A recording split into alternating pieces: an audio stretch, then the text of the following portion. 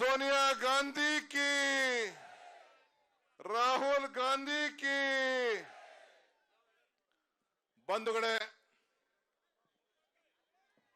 ಇಡೀ ದೇಶದ ಒಂದು ಇತಿಹಾಸ ಸೃಷ್ಟಿಯಾಗ್ತಾ ಇದೆ. ನಮ್ಮ ನಾಯಕರಾದಂತ ರಾಹುಲ್ ಗಾಂಧಿ ಅವರು 3710 ಕಿಲೋಮೀಟರ್ ಕನ್ಯಾಕುಮಾರಿಯಿಂದ ಕಾಶ್ಮೀರವರೆಗೂ ಹೆಜ್ಜೆಯನ್ನ ಹಾಕ್ತಾ ಇದ್ದಾರೆ. ಈ ಹೆಜ್ಜೆ ಒಂದು ರಾಷ್ಟ್ರಕ್ಕೆ ಒಂದು ಕೊಡುಗೆ.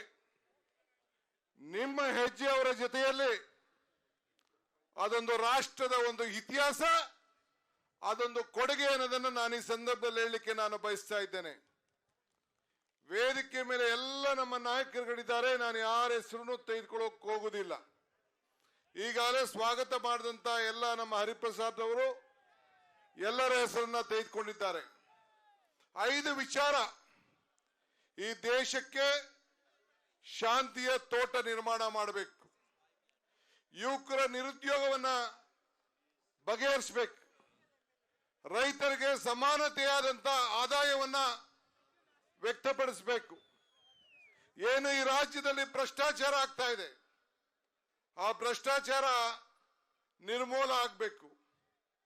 ಹೀಗೆ ಏನು ಬೆಲೆಗಳೆಲ್ಲ ಗಗನಕ್ಕೆ ಹೋಗ್ತಾ ಇದೆ, ನಮ್ಮ ಆದಾಯ ಪಾತಾಳಕ್ಕೆ ಹೋಗ್ತಾ ಇದೆ, ಇದನ್ನ ನಿಯಂತ್ರಿಸಬೇಕು. ಈ ದೃಷ್ಟಿಯಿಂದ ಇವತ್ತು ರಾಹುಲ್ ಗಾಂಧಿ ಅವರು ಈ ದೇಶದ ಉದ್ದಗಲಕ್ಕೂ ಕೂಡ ನಡೀತಾ ಇದ್ದಾರೆ. ನಾನು ಕರ್ನಾಟಕ ಪ್ರದೇಶ ಕಾಂಗ್ರೆಸ್ ಸಮಿತಿಯ ಪರವಾಗಿ ಅವ್ರ ಜೊತೆ ನಡೀತಾ ಇರುವಂತ 100 ಜನ ಯಾತ್ರಿಕರಿಗೆ 1 ಕೋಟಿ ನಮಸ್ಕಾರ ಅರ್ಪಿಸಿ ಇವತ್ತು ನಾನು ಸ್ವಾಗತವನ್ನು ಅವರಿಗೆ ನಾನು ಬಯಸ್ತಾ ಇದ್ದೇನೆ. ಬಂಧುಗಳೇ, ಇತಿಹಾಸ ಯಾರು ಬದಲಾವಣೆ ಮಾಡ್ಲಿಕ್ಕೆ ಸಾಧ್ಯ ಇಲ್ಲ. ಕಾಂಗ್ರೆಸ್ ಶಕ್ತಿ ಈ ದೇಶದ ಶಕ್ತಿ, ಕಾಂಗ್ರೆಸ್ ಇತಿಹಾಸ ಈ ದೇಶದ ಇತಿಹಾಸ.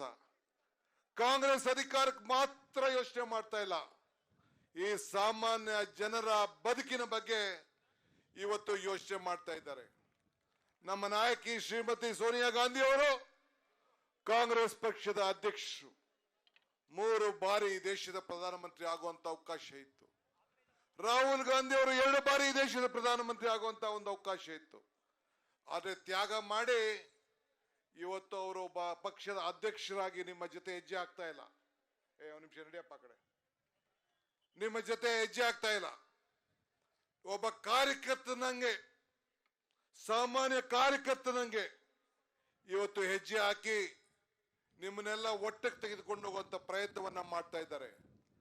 ಮನಸ್ಸಿನಲ್ಲಿರುವಂತ ದ್ವೇಷ, ಅಸೂಯೆ, ಬಿಜೆಪಿ ಸರ್ಕಾರದ ಅಸೂಯೆ, ದ್ವೇಷ ಇವನ್ನೆಲ್ಲ ಹೊರಗಡೆ ಮಾಡಬೇಕು ಅಂತೇಳಿ ಒಂದು ಪ್ರಯತ್ನವನ್ನ ಇವತ್ತು ಮಾಡ್ತಾ ಇದ್ದಾರೆ.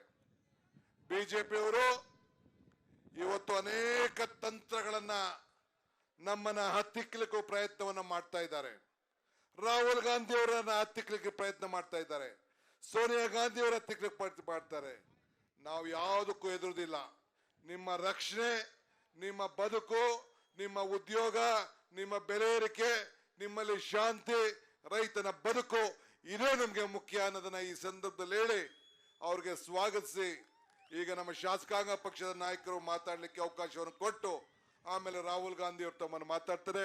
ತಾವೆಲ್ಲ ಇಷ್ಟು ದೊಡ್ಡ ಸಂಖ್ಯೆಯಲ್ಲಿ ಬಂದಿದ್ದೀರಿ. ನಿಮ್ಮೆಲ್ಲರಿಗೂ ಮತ್ತೆ ಶುಭವನ್ನು ಹಾರೈಸಿ ನನ್ನ ಮಾತು ಮುಗಿಸ್ತೇನೆ. ನಮಸ್ಕಾರ.